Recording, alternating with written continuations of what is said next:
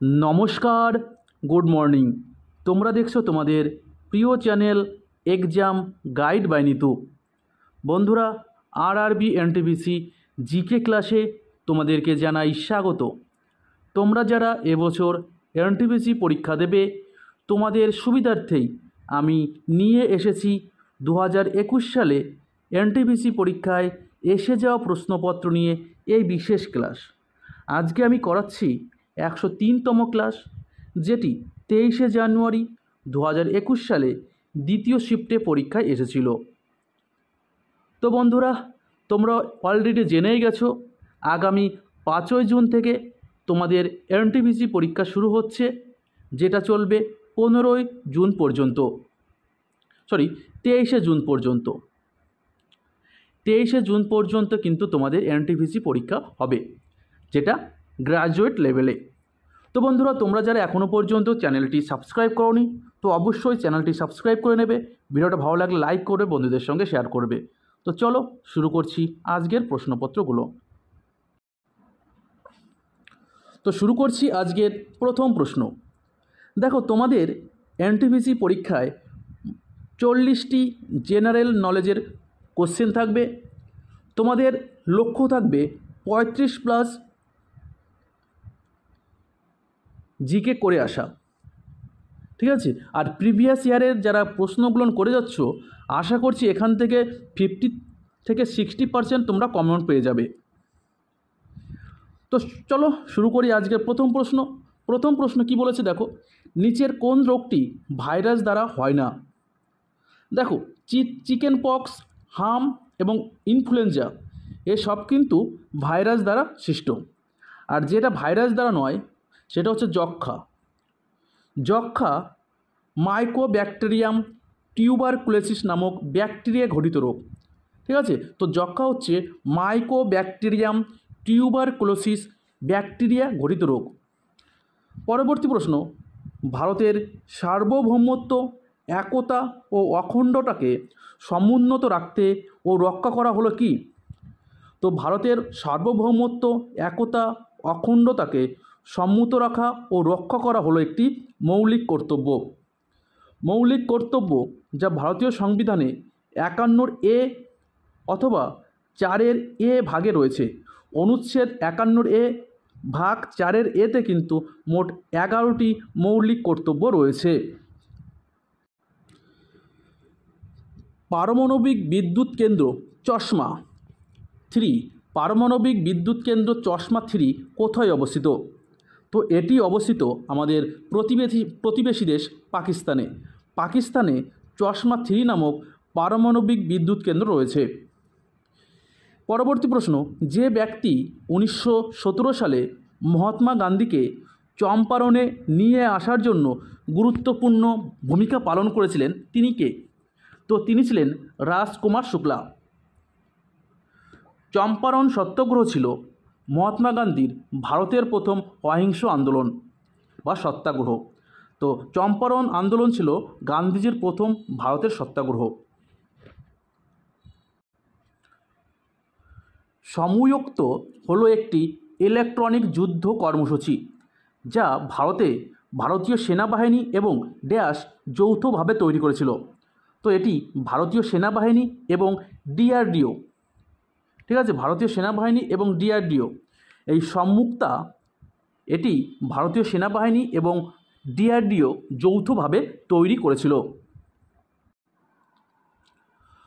Motor গাড়িতে ভ্রমণ করা মোট দূরত্ব প্রদর্শনের জন্য ব্যবহৃত যন্ত্রটিকে ড্যাশ বলা হয়। তো মোটর গাড়িতে ভ্রমণ করা মোট দূরত্ব প্রদর্শনের জন্য যে যন্ত্রটি ব্যবহার করা হয় সেটা হচ্ছে ওডোমিটার। পরবর্তী প্রশ্ন, ড্যাশ হলেন ভারতীয় যুক্তরাষ্ট্রের নির্বাহী বিভাগের সাংবিধানিক প্রধান? তো ভারতীয় যুক্তরাষ্ট্রের সাংবিধানিক প্রধানকে? তো সঠিক উত্তর হবে ভারতের রাষ্ট্রপতি। রাষ্ট্রপতি হতে গেলে তার ন্যূনতম বয়স লাগে 35 বছর। রাষ্ট্রপতি নির্বাচনের সময় তিনি প্রদত্ত ভোটের 50% পেতে হয়, ঠিক আছে? রাষ্ট্রপতি নির্বাচন হতে গেলে রাষ্ট্রপতিকে প্রদত্ত ভোটের 50% কিন্তু ভোট প্রয়োজন হয়।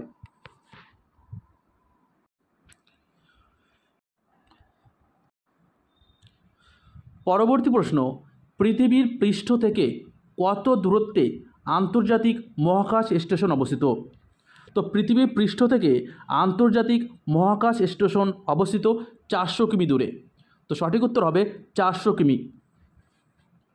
পরবর্তী প্রশ্ন, একটি হার্ড ডিস্ক কোন ধরনের ডেটা স্টোরেজ ডিভাইসের উদাহরণ? তো একটি হার্ড ডিস্ক এটি সেকেন্ডারি স্টোরেজের উদাহরণ। হার্ড ডিস্ক সেকেন্ডারি স্টোরেজের কিন্তু উদাহরণ। পরবর্তী প্রশ্ন, একটি মডেম ড্যাশের সাথে সংযুক্ত। তো একটি মডেম কিসের সঙ্গে সংযুক্ত থাকে? তো এটি ফোন লাইনের সঙ্গে সংযুক্ত। ঠিক আছে। অক্টোবর 2019-এ নিচের কোন প্রযুক্তিগত কোম্পানি নিউ ইয়র্কে হেলিকপ্টার পরিষেবা চালু করেন? তো নিউ ইয়র্কে হেলিকপ্টার পরিষেবা চালু করে উবের কোম্পানি 2019 সালের অক্টোবর মাসে নিউ ইয়র্কে হেলিকপ্টার পরিষেবা চালু করেছে। ভারত হেভি ইলেকট্রিক্যালস লিমিটেড বা ভেল একটি ড্যাশ কোম্পানি। তো ভারত হেভি ইলেকট্রিক্যালস লিমিটেড একটি মহারত্ন কোম্পানি। তো সঠিক উত্তর হবে মহারত্ন কোম্পানি। এই ভেল প্রতিষ্ঠিত হয়েছিল 1956 সালে দ্বিতীয় পঞ্চবার্ষিকী পরিকল্পনার সময়। এর সদর দপ্তর নতুন দিল্লিতে। ভেলের বর্তমান চেয়ারম্যান হলেন শ্রী কপ্পু সদাশিব মূর্তি। শ্রী কপ্পু সদাশিব মূর্তি হলেন এই ভেলের বর্তমান চেয়ারম্যান। রক্তের তরল পদার্থকে ড্যাশ বলা হয় যেখানে লোহিত রক্তকণিকা বা আরবিসি, শ্বেত রক্তকণিকা বা ডব্লিউবিসি এবং প্লেটগুলি ঝুলে থাকে। তো সঠিক উত্তর হবে প্লাজমা। রক্তের তরল পদার্থকে কি বলা হয়? প্লাজমা বলা হয়। নিচের কোন উপাদান কার্যক্রম কার্বন ডাই অক্সাইডের সবচেয়ে বড় নিঃসরণকারী? তো সঠিক উত্তর হবে তাপবিদ্যুৎ উৎপাদন সবচেয়ে বড় কার্বন ডাই অক্সাইড নিঃসরণকারী। সুলতানি শাসক গিয়াসউদ্দিন বলবন কোন আমলে দিল্লির সিংহাসন দখল করেন এবং শাসন করেন? তো কোন সময়কালে গিয়াসউদ্দিন বলবন দিল্লির সিংহাসন দখল করে এবং শাসন করেছিলেন? তো 1266 থেকে 1287 সাল পর্যন্ত গিয়াসউদ্দিন বলবন দিল্লির সিংহাসনে বসেছিলেন। তিনি দাস বংশের শাসক ছিলেন। ঠিক আছে, গিয়াসউদ্দিন বলবন তিনি দাস বংশের শাসক ছিলেন। 2011 সালের আদমশুমারির ফলাফল অনুসারে ভারতের সবচেয়ে ঘন বসতিপূর্ণ রাজ্য কোনটি? কেন্দ্রশাসিত অঞ্চল বাদে। তো সবচেয়ে জনঘনত্ব বিশিষ্ট রাজ্য হচ্ছে বিহার। বিহারের জনঘনত্ব সবচেয়ে বেশি, আর সবচেয়ে কম হচ্ছে অরুণাচল প্রদেশের জনঘনত্ব সবচেয়ে কম। ঠিক আছে, চল নেক্সট। নিচের কোনটি কম্পিউটারের হার্ডওয়্যারের অংশ নয়? দেখো, সিপিইউ, মনিটর এবং কিবোর্ড এগুলো কিন্তু হার্ডওয়্যারের অংশ, আর যেটা হার্ডওয়্যারের অংশ নয় সেটা হচ্ছে মাইক্রোসফট অফিস। এটা কিন্তু একটা সফটওয়্যার। পরবর্তী প্রশ্ন, ড্যাশ কোষের পাওয়ার হাউস হিসেবে পরিচিত? কোষের পাওয়ার হাউস বা শক্তিঘর। কোষের শক্তিঘর বা পাওয়ার হাউস বলা হয় মাইটোকন্ড্রিয়াকে বলা হয় কোষের শক্তিঘর বা কোষের পাওয়ার হাউস। নিচের কোন নদীর উপর স্বাধীন ভারতে প্রথম নদী বাঁধ নির্মিত হয়েছিল? তো স্বাধীন ভারতে প্রথম দামোদর নদীর উপর প্রথম নদী বাঁধ নির্মিত হয়েছিল। 2022 সালের সেপ্টেম্বরে বাংলাদেশে ভারতীয় দূত হিসাবে কাকে নিযুক্ত করা হয়েছিল? তো 2022 সালে প্রণয় কুমার ভার্মাকে বাংলাদেশে ভারতীয় দূত হিসাবে নিযুক্ত করা হয়েছিল। তিনি কিন্তু এখনও আছেন। ঠিক আছে।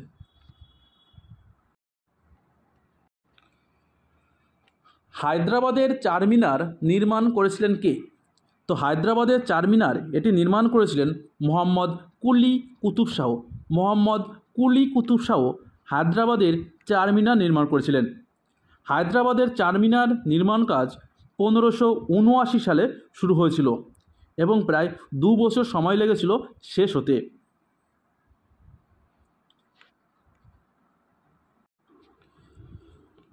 ঘুমর হলো একটি লোকগীতি এবং নৃত্যের রূপ যা জনপ্রিয় কোন রাজ্যে? তো ঘুমর লোকনৃত্য এবং লোকগীতি এটা রাজস্থানের। তো ঘুমর লোকগীতি এবং লোকনৃত্য এটা কিন্তু রাজস্থানের জনপ্রিয়। কঠিন পদার্থ থেকে গ্যাসীয় মাধ্যমের দিকে ভ্রমণের সময় শব্দের গতি সাধারণত কী হয়? তো শব্দের গতিবেগ সাধারণত হ্রাস পায়। কঠিন পদার্থ থেকে গ্যাসীয় মাধ্যমের দিকে ভ্রমণের সময় শব্দের গতিবেগ কী হয়? সাধারণত হ্রাস পেয়ে যায়। কঠিন মাধ্যমে শব্দের গতিবেগ কিন্তু সবচেয়ে বেশি হয়। কঠিন মাধ্যমে শব্দের গতিবেগ কী হয়? সবচেয়ে বেশি হয়ে থাকে। পরবর্তী প্রশ্ন, 1 জানুয়ারি 2025 পর্যন্ত ভারত মোট কতবার জাতিসংঘের নিরাপত্তা পরিষদের অস্থায়ী সদস্য নির্বাচিত হয়েছে? তো দেখো, জাতিসংঘের মোট 5টি স্থায়ী দেশ এবং 10টি অস্থায়ী দেশ।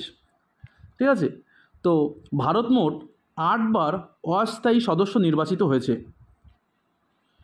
ভারতের প্রথম ভাসমান প্রাথমিক বিদ্যালয় কোথায় উদ্বোধন করা হয়েছে? তো সঠিক উত্তর হবে লোকটাক লেক। লোকটাক লেক মণিপুরে ভারতের প্রথম ভাসমান প্রাথমিক বিদ্যালয় উদ্বোধন করা হয়েছে। নিচের কোন যন্ত্রটি অল্টারনেটিং কারেন্ট ডাইরেক্ট কারেন্টে রূপান্তরিত করতে পারে? অর্থাৎ এসি থেকে ডিসি কারেন্টে রূপান্তরিত করতে পারে। এসি কারেন্ট থেকে ডিসি কারেন্টে রূপান্তরিত করতে পারে রেকটিফায়ার। তো সঠিক উত্তর হবে রেকটিফায়ার। এসি থেকে ডিসিতে রূপান্তরিত করে রেকটিফায়ার।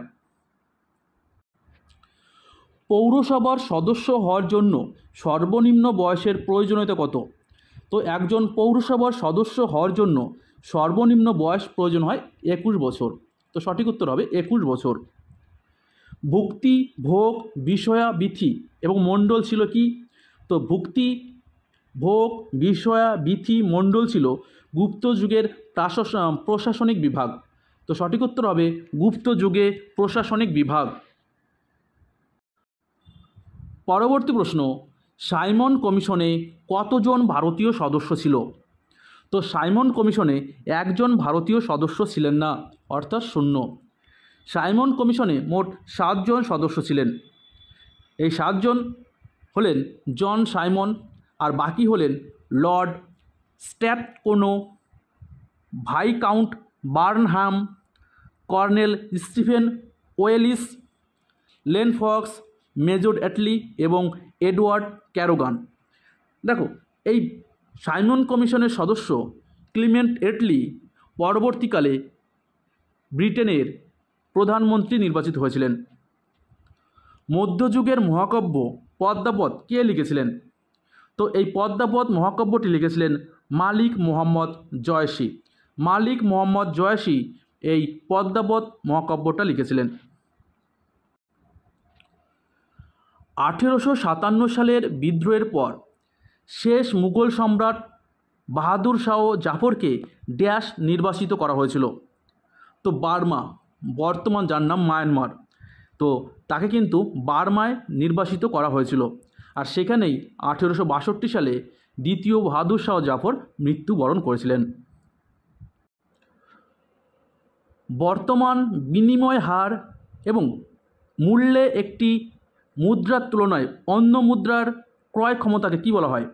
তো বর্তমান বিনিময় হার এবং মূল্যে একটি মুদ্রার তুলনায় অন্য মুদ্রার ক্রয় ক্ষমতাকে বলা হয় প্রকৃত বিনিময় হার বা real exchange rate. Pampas, steppes, savanna, prairie এইগুলো সব কি? তো এইগুলো কিন্তু সব তৃণভূমির উদাহরণ। ঠিক আছে, পম্পাস, স্টেপস, সাবানা, পেরি এগুলো কিন্তু সব তৃণভূমির উদাহরণ। দেখো, পম্পাস দক্ষিণ আমেরিকায়। পম্পাস কোথাকার তৃণভূমি? দক্ষিণ আমেরিকায়। স্টেপস ইউরোপ এবং এশিয়ায়। ইউরোপ এবং এশিয়ায় কিন্তু স্টেপস তৃণভূমি দেখা যায়। সাবানা হচ্ছে আফ্রিকার সুদান অঞ্চলে। আফ্রিকার সুদান অঞ্চলে এই সাবানা তৃণভূমি দেখা যায়। পেরি হচ্ছে উত্তর আমেরিকার পেরি, ঠিক আছে। পম্পাস দক্ষিণ আমেরিকার, স্টেপ ইউরোপ এশিয়া, সাবানা আফ্রিকার সুদান দেশে। নির্ভয় ক্ষেপণাস্ত্র পাল্লা কত? নির্ভয় ক্ষেপণাস্ত্রের পাল্লা হচ্ছে 1000 কিমি। নির্ভয় ক্ষেপণাস্ত্রের পাল্লা হচ্ছে 1000 কিমি। নর্মদা নদীর উপর ভারতের নিম্নলিখিত বহুমুখী প্রকল্পগুলির মধ্যে কোনটি নির্মিত হয়েছে? তো নর্মদা নদীর উপর তৈরি হয়েছে সর্দার সরোবর প্রকল্প। তো সঠিক উত্তর হবে সর্দার সরোবর প্রকল্প। ফারাক্কাবাদ যেটা গঙ্গা নদীর উপর নির্মিত হয়েছে। সৌভাগ্য যোজনা ভারত সরকার 2017 সালে চালু করেছে। এটি ড্যাশ প্রদানের সাথে সম্পর্কিত। তো সৌভাগ্য যোজনাটি ভারতের সমস্ত বাড়িতে বিদ্যুৎ, ঠিক আছে, সমস্ত বাড়িতে বিদ্যুৎ এটি প্রদানের জন্য চালু হয়েছিল। তো বন্ধুরা, ভিডিওটা এই পর্যন্তই। ভিডিওটা ভালো লাগলে লাইক করে বন্ধুদের সঙ্গে শেয়ার করবে। আবার দেখা হচ্ছে আগামীকাল। ততক্ষণ ভালো থাকবে, সুস্থ থাকবে। ধন্যবাদ।